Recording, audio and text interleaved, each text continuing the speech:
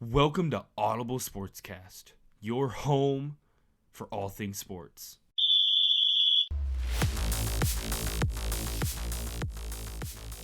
Welcome back, everyone, to another episode. We have Cody and Jeff here today. How are you doing, Cody? I'm pretty good. How you doing? I'm doing great. You know, it's Thanksgiving time. It's the time to be thankful. You know, all the stuff you always got to say during Thanksgiving. Happy holidays also to everybody and everywhere. There's lots of, still sports going on. We lost baseball recently in the last month, but hey, we just added the FIFA World Cup. So for all us, Americans who don't understand soccer, or as they call it everywhere else, football, gives us a chance to maybe learn it or just act like we know what we're watching, which for mostly for me, it's kind of what I've been doing the last couple of days, acting like I know what I'm watching. Do they call it football in Canada? I honestly have no idea. Because there's American Canadian football. I think they just call it Canadian. CFL, yeah. Which actually just wrapped up. Congrats to the Bombers for winning the Grey Cup, which is funny because that's our old high school mascot. But I really have no idea what they call it in Canada, or I know in Mexico they call it football. Yeah. So I don't know. I guess I'll have to ask.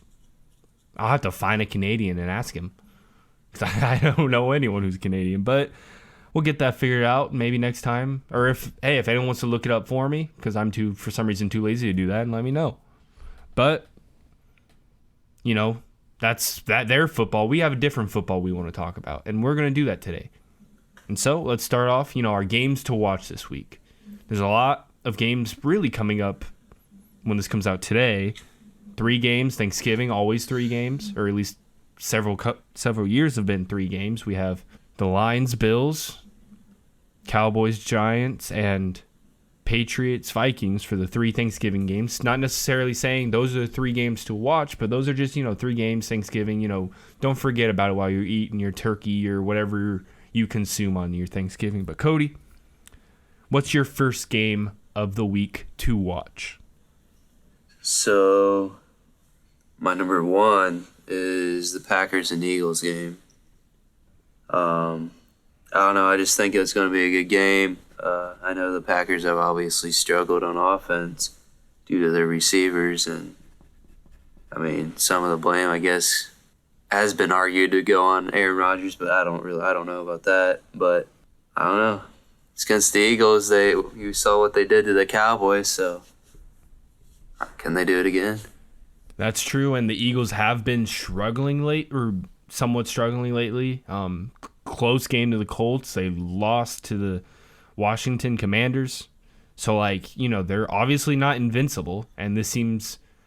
every week it feels like I'm saying it seems like a game that, the Packers could win it and get back on track, so... Who knows? Yeah. I think that could be a fun game. Who do you have winning it? I actually have the Packers winning it. Okay, I can see it. And also, the Eagles are introducing their new black helmets to go along with their all-black uniforms. I don't know if that changes your mind or anything. I failed to look this up. Who's at home?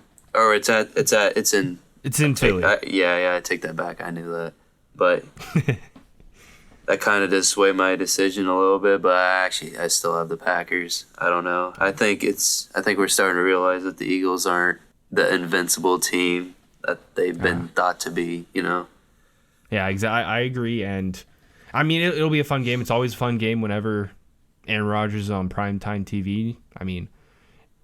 Even in their last loss, fun, close game. But it was for the most of the game it was low scoring, but it was a different kind of fun game to watch. A lot of people are mad when games are low scoring, but it wasn't not necessarily because it's bad offense. It's just fighting for that time of possession, which, depending on how you want to watch football, can be fun. But for my first game, I'm going to say a Thanksgiving game. I'm going to say the Patriots and the Vikings, partially because, one, I feel like we still don't know what this Vikings team is. We saw them get blown out by the Cowboys last week, but then winning a tough game against the Bills on the road. So it's what is this team? Plus the Patriots, they're in the midst right now of a very struggling, or not struggling, but a really tough division.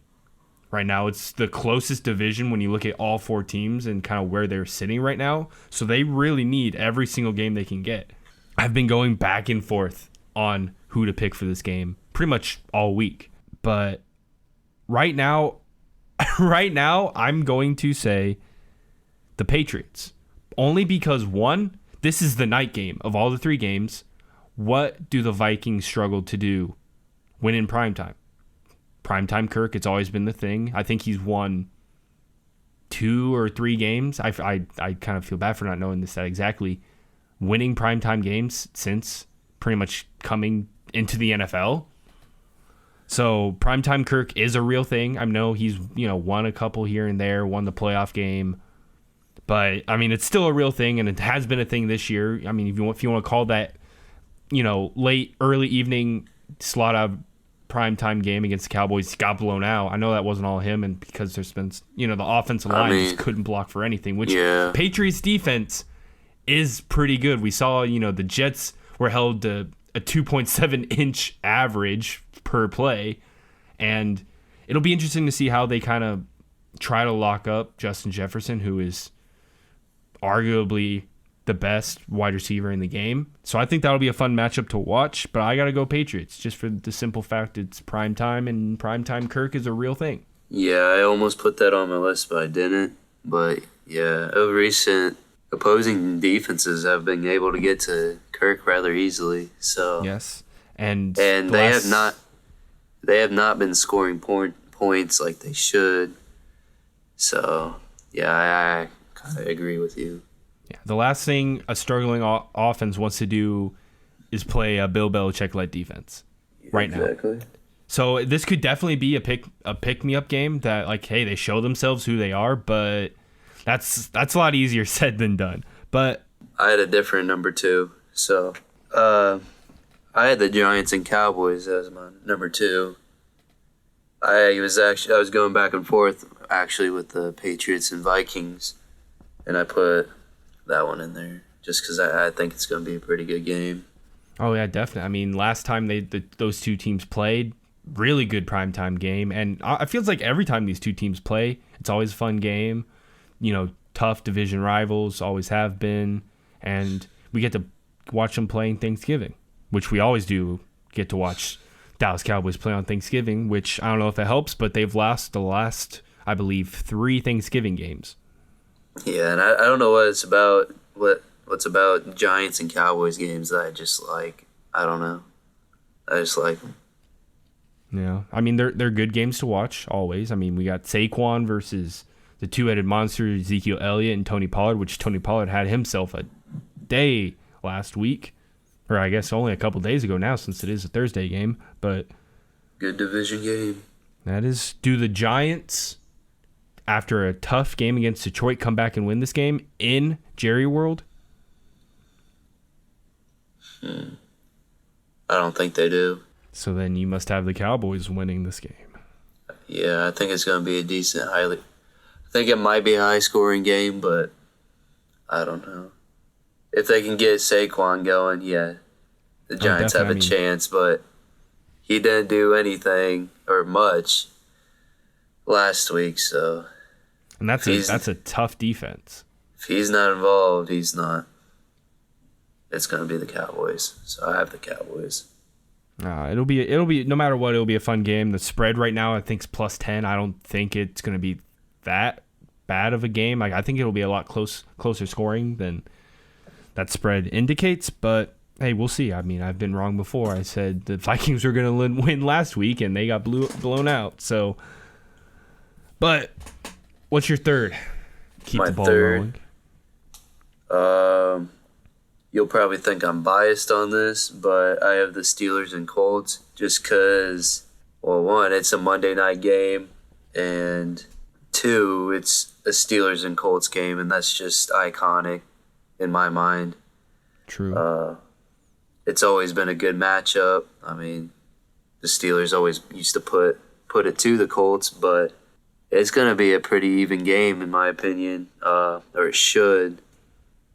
You have the Steelers struggling corners, so maybe Matt Ryan will actually get a throw throw it on them. But then again, the Steelers have a good front, have a good D line. So TJ Watt's going to be in Matt Ryan's face every other play. That's what I'm afraid of. But then that's also a game you're going to be at too, so you'll be able to get a little bit of a detailed inside scoop of everything going on. I will, yep. But then again, on the other side, you got the Steelers offense that's also struggling, or I want to say also, but is struggling. But they actually did well against the Bengals, which that's a question for the Bengals. That's why I didn't put the Bengals and Titans game, because even though that might be a good game too. But yeah, then you got the Colts defense is still good. So what is it? Is it still in the top 5? I haven't been up on my stats like that. I'm not too sure, but I mean, after they had a really good game against the Eagles defensively, I mean, when we look at kind of like, Jalen Hurts and then that entire kind of run game alone, they were put really in their place, and that was part of the reason why, the Eagles were down for as long as they were, just because they couldn't get any running game going, and that's a team where they really kind of set the run for the pass for the most part, and then Stephon Gilmore was doing a really good job on A.J. Brown. People a lot of the time forget that, Stephon Gilmore is in Indy, and he's still a pretty good corner. Yeah, he's getting a lot of hate for reasons I don't know why. But, yeah, after that Eagles game, the Colts' power ranking actually went up. Even though they lost. I mean, they lost sometimes by 1. when you're so much on the bottom, when you take one of those top, 5 teams, you got to go up a little bit for showing up. I mean, they're a middle-tier team. Are they like 15? It depends who you look. I believe in our power rankings, they're bottom 5. God damn. The Colts? Yeah, this was, looking at, mostly Sam Ellinger era. It hasn't changed much with Matt Ryan there, but that's obviously going to change this week. Power rankings will come out same day as this comes out. But yeah, in that game, I actually have the Steelers winning. It sucks to say, but I hope TJ not. Watt will just be too much for Matt Ryan. Exactly. It's gonna be. He's gonna fumble. I know he will, and it's not. They're gonna recover it a couple times probably. TJ Watt maybe 5 sacks this game. Possibly. So I mean, it's not just he's that good, but when you mix in the Colts offensive line, it's just been that bad too. So it's those tackles are not good. You got I think 2 rookies playing right now, and they're not. And they're. I mean, I think their left tackle was taken in the late 2nd round, early 3rd. So it's not like they're he's arguably from premier. Yeah, he's from some small Michigan school too. So that's right. Can't recall the name, but yeah. For really quickly, for my 2 games, I have Cincinnati versus the Titans. I feel like that's just going to be a really fun game to watch. It should be, yeah. Both these teams kind of need the win. I mean, Tennessee is kind of moving up not only in their division, but within the AFC in general. They've had, some tough losses when you look at, Kansas City that going to Kansas City almost win, but then, they didn't have Ryan Tannehill who put on a light show against Green Bay. But I think I have them winning this game. It's at home. This is the time of year where Derrick Henry just shows people why he needs to have MVP votes every year. So against the, Cincinnati's defense that, they showed Najee Harris as if he was, not struggling at all this year last week. So it'll be interesting to see how that game goes. But yeah, I have Tennessee winning. And then for my last game, I have a game where just both these teams, surprisingly enough, are in wild card contention and could be a game going down the line. Could matter a lot when you look at tiebreakers or even just having kind of that step up. I have the Falcons against the Commanders. When I say a game to watch, it's not going to be the prettiest game to watch, but, Taylor Heineke still kind of has that lead, I would say, on 2-start over Carson Wentz. He's, I believe, 5-1 this year since being put into the starting role. This could be a game where he could cement himself as a starter the rest of the year, especially Carson Wentz has been activated. and he's been able to practice a little bit. So I have the Commanders actually winning this game, partially because that Commanders defense is a really good run defense, and all the Falcons know how to do is run the ball. They can't pass it worth really almost anything. They lost Kyle Pitts. He's on IR. It's not like they gave him the ball anyway, but they lost him. So I have the Commanders winning this game at home. Yeah, the whole thing about Heineke being... So the Commanders are winning now because Heineke's at the starting quarterback, and I don't think it's him winning the games. I think it's solely that he is a good leader, and just the team thrives off him. So just the team plays better as a whole, and it helps that's too. why they're winning games. I know Carson Wentz in the past has been known as this guy who gives it his all, but Taylor Heineke has been that guy who has literally put himself on the line. I always think of the playoff game against the Buccaneers where he's just reaching to the goal line, trying to score a touchdown. He just gives it his all because he knows partially he doesn't have this forever, and he's just a maniac in some ways out there. Not necessarily on the stat line, but just kind of like what you said. He's a great leader. He's a great just guy in general.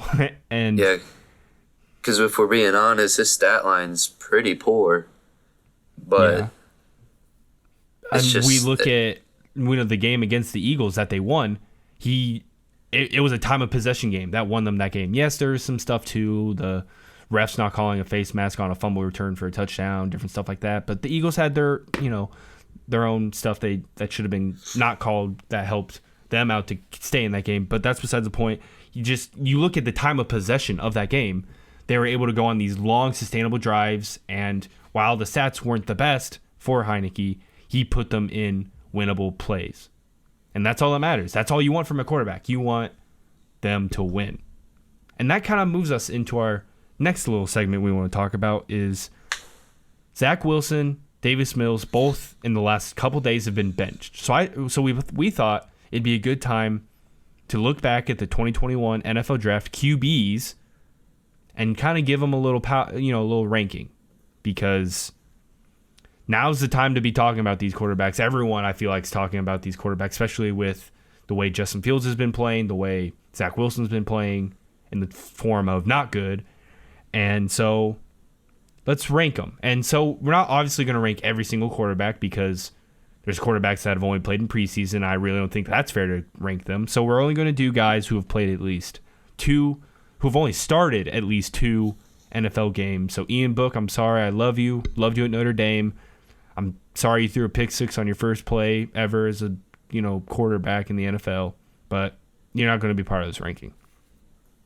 So let's just go, I guess, one by one. So I'm going to guess our number 7. We're going to rank 7. That's the only 7 quarterbacks that have had at least 2 starts from this draft class. Sam Ehlinger. Yep. It's a 6th round quarterback. He kind of was never expected to be, this kind of starter quarterback. He almost was kind of seen as more of a potential Taysom Hill type role. He was a really good rusher at Texas, and because of injuries and maybe also a little bit of Frank Reich trying to tank, it seemed like. He had a really bad accuracy problem in college. Yep. So I like him, but I do not see him as a starting quarterback, caliber quarterback ever. He's played in 5 games, 2 starts. He's 0-2. He's only thrown for 300 yards, not a single touchdown, threw an interception, and was part of a game where he only had 3 points against the Patriots, which, happens more often than it could, but it's just not necessarily, not even a franchise quarterback, but someone, if you're going to see him later down the line, maybe a third practice squad, third spot on the roster, practice squad type guy. If maybe he could be more of a Taysom Hill guy, we'll see, but Taysom Hill's kind of he doesn't have Taysom. Yeah, he doesn't have Taysom Hill's speed, though. Number 6, it was hard for me to do, but I have Davis Mills at 6. That's understandable, but I have Trey Lance. So I'll talk about Trey Lance here in a little bit, but the problem I have with him is his sample size is just so small. It was hard for me to. I went back and I've forth seen enough. Yeah, I mean, kind of the same. I mean, injuries have, it sucks for the injuries that have went on with him. I'd like to see a little bit more, but that's why I have him at 5. But Davis Mills, there really wasn't ever a lot around him, but they still have tried putting him in spots to win them games, and he just bleh. He's not a starting quarterback. He's not, and it sucks because they've put him in this franchisable type spot, and he hasn't shown to be that guy. And it would help the Texans a lot if he was, because they have all these these picks. They can surround him, but it looks like now they're going to have to spend a potential first overall pick on maybe C.J. Stroud. That's looking like the guy that might be drafted. So we'll talk about another Ohio State quarterback here in a second. But yeah, and I just mentioned 5 is my Trey Lance. What do you got at 5? I have Zach Wilson. Okay. I do not think he's a good quarterback at all. Yeah, I mean, you just kind of have to look at his last game. I mentioned earlier a second ago that the entire offense only averaged 2.7 inches per play, which, if anyone wants to know, 2.7 inches, that's literally the size of a normal index finger, I believe, around. So that just goes to show how much. But you just look at, he tries to extend plays that aren't there, and ends up most of the time causing turnovers because of it, having these horrible throws. It's just, we see now why some of these receivers like Elijah Moore were begging for a trade or just to be out of there.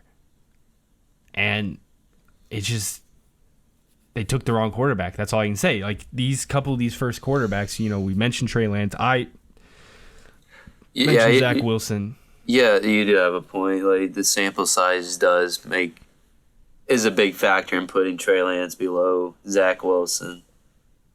But it has to be done, I don't think either one of them are good quarterbacks, but Trey Lance is better than Wilson.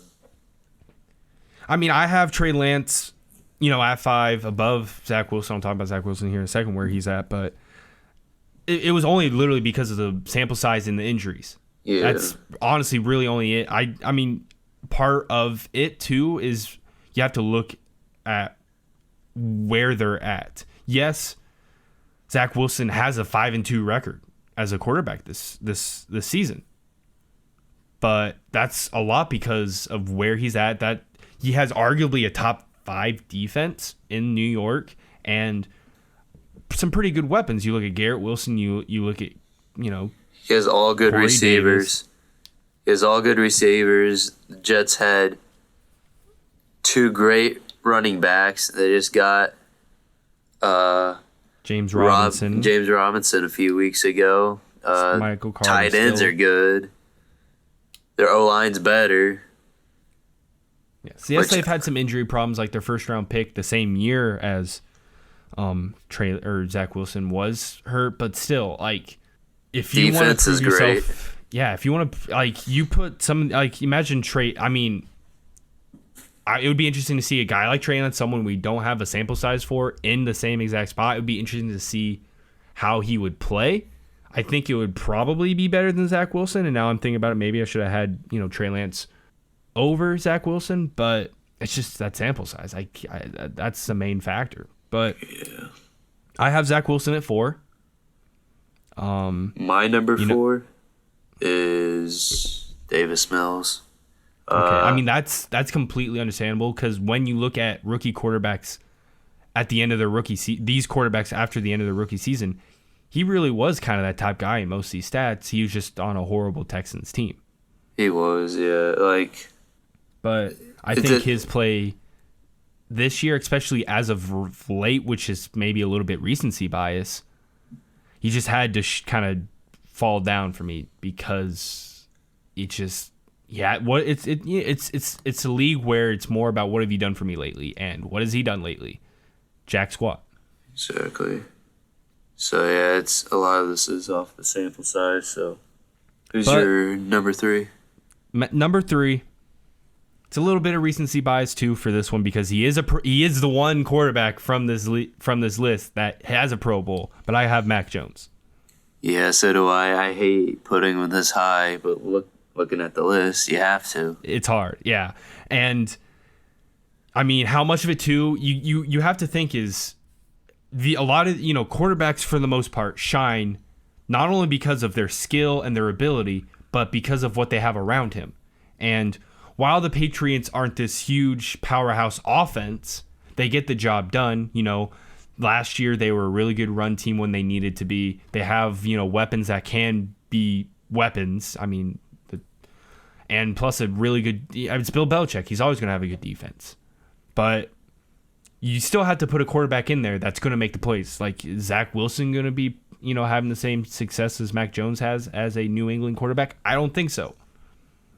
So, he's got the Pro Bowl. He's got the recognition. You have to put him at least in the top 3. But as of late, the stats haven't really been there. I know there's a game against the Bears where he struggled and there looked to be quarterback controversy, but they've went back to him. He's won them games. And right now they're in a playoff push. If Mac Jones can lead them and have some success in these last, next several weeks, I might have to put him at 1 just for the time being because he is, the only quarterback on this list to make it to the playoffs being the starting quarterback. Trey Lance doesn't count. And he has a Pro Bowl to his name. So we might see how the rest of the season goes. But right now I have him at 3. He's a really bad quarterback. That's all I really have to say. He made it to the Pro Bowl, but should he really should that have happened? I don't know. Maybe not, but I mean, if you're gonna have this argument on Twitter, people are gonna mention the Pro Bowl, so you gotta credit it in some capacity. Yeah, I guess. Even if it's a very low capacity. I've never been high on him. Yeah, it was interesting. I mean, he's got the Alabama, kind of quarterback going for him. He wins some games, so he's the one quarterback on this list that has a positive win record other than, nope, Zach Wilson doesn't either. He's 8-12. Mac Jones is 14-10. So you got to give some due to him. But number 2, I tried putting him at number 1, but I just couldn't. I have Justin Fields. Really? Yep. I tried. I didn't want to do too much. I'm a big Bears fan, too much bias. And a lot of people might say he is the best quarterback, but I think as it sits now, and he is a star shining in the league. But I think there's a couple things that both him and we'll talk about Trevor Lawrence have to work on, and that's turnovers. They both turn the ball over, I think, way too much, and I'm knocking that down a little bit more on Justin Fields. I don't know why, but I could honestly switch Trevor Lawrence and Justin Fields. Both of these guys have, I think, the not only athleticism, obviously Fields, but the arm talent and just the leadership capabilities to be star quarterbacks for a very long time in this league. The thing that worries me about Justin Fields is he's already seems to be having some injury problems, kind of. There's the shoulder issue right now. There's, he missed some games for a rib issue last year. I'm not saying, this is fatal injuries, but how much are these injuries in the long term going to, because we don't want another RG3 issue because he is running amazingly, and that's really the only comparison I can have for him because of that. So, there needs to be a time where we need to stop the running and throw the ball. And he's an excellent thrower. It just sucks. The offensive line for the Bears is so bad. The receivers can't get any separation, it feels like. And anytime they do, it just feels like there's a missed opportunity. But I really can. This is more of a 1A, 1B situation for me with Fields and Lawrence, to be honest. Yeah, I have Lawrence number 2. But he started the season off really good. He has some really bad games with turnovers. when he played. I mean, the Eagles game. Yeah, I was gonna say the Eagles game, 4 fumbles and an interception. Yeah, like, in a game where they easily could have won too. Yeah. Denver, Texans. He had 2 interceptions. Yeah, I mean, and that's kind of why I see both these guys, because one, Fields has had the fumbling issues, partially because he's just running so much. The offensive line's horrible. A lot of that's just strip sacks for the most part. But both these guys have the skill set to be starting quarterbacks. I mean, Justin Fields, he's in kind of Jacksonville, so it's not as known too much. Chicago is a very known sports city. A lot of people watch the games compared to Jacksonville, I would say. So it's like, I just, I don't know. Trevor Lawrence can be number 1. I'm not saying he's worse than. I do think Justin Fields is better just because of his mobile aspect. That is true. But Lawrence can also be the better QB because I think he's the better thrower. But I'm just going off games, I guess, and Justin Fields has had better games of recent. It's close. It's definitely close. So. Yeah, I mean, this is recency bias is at its best because Justin Fields has been playing, like, he's been balling these last 4 or 5 weeks. And that has, He's his team's most valuable asset. And exactly. That's important. He right now is having injury issues, and part of me hopes he doesn't play, especially against these. At least up until the bye week. Partially, one, to rest him so he doesn't, aggravate anything even more than it is, and 2, so people can see how bad this Bears offense is without him. Now, no dish to Trevor Siemian or anything, but that won't be good. It won't be good offense whatsoever, and it'll help show, like, hey, this guy has literally scored at least 28 points in the last 4 weeks? 3 weeks. I don't remember exactly. 3 weeks. His last 3 weeks has scored at least 28 points and haven't won a game yet. That's the first time in NFL history that has ever happened. Yeah, it's pretty bad. So, yes, it's a lot of recency bias because of that, but at the same time, Trevor Lawrence, I feel part of the problem with Trevor Lawrence is he was seen as this number 1 over pick for 3 years while he was still in college. So there's so much of that ramped up like he is the next, like, Peyton Manning.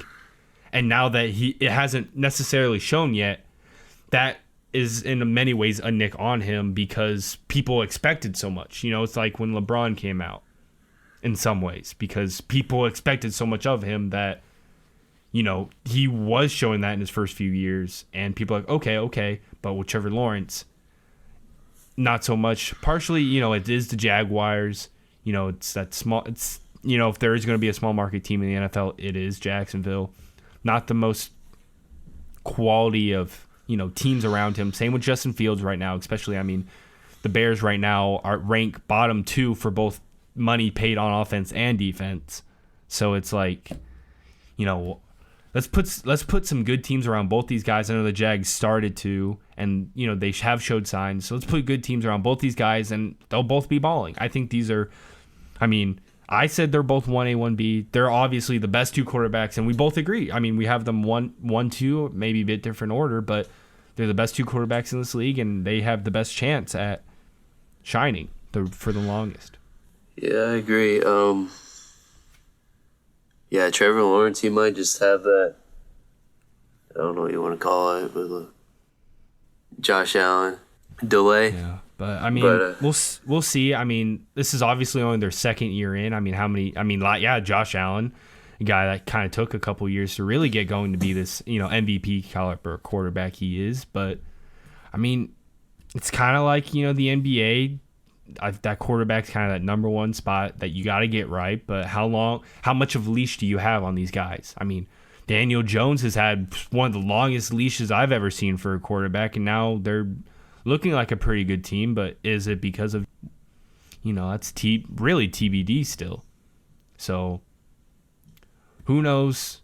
There's still a lot of time. These quarterbacks are only in their second year in the league on decent teams. We'll see what these teams surround them with. We'll see, if they can stay healthy, if they can stay at the top of their game. And who knows, maybe one of these days we'll see Justin Fields and Trevor Lawrence in a Super Bowl together. Obviously, two teams that, don't go to many Super Bowls, but who knows, maybe they change the culture around these teams. That'd be crazy. That would be. I would love to see a Lawrence versus Justin Fields. It'd be like the rematch in I believe it was the semifinals for the college football playoff when Ohio State played Clemson, and both of them put on a show. It was a very fun game that really honestly kind of came down to the refs being the reason the team that didn't win. But hey, that's a story for another day. But that's all we got for you today. Make sure to like, comment, subscribe, feedback, all those fancy buttons. Social medias, as always, linked down below. Check them out. Say hi. If you have any bets or fancy advice, hit us up. Obviously, betting locks of the weekend will come out this weekend. We'll have some Thanksgiving ones too, so keep an eye out on that. They'll be posted more than likely the same time this comes out, so keep an eye on that. And just, hey, watch football. Watch the other football if that's what you're into, soccer, whatever you want. Hey, whatever you want to call it, watch it. I don't care. Just watch it. USA, or whatever country. But that's all we got for you today. Have a good week. Have a good weekend. Stay safe. Happy holidays. Make whatever you're thankful for, be thankful for it. Have a good one, everybody. I'll see you. Thanks for listening to Audible Sportscast, your home for all things sports.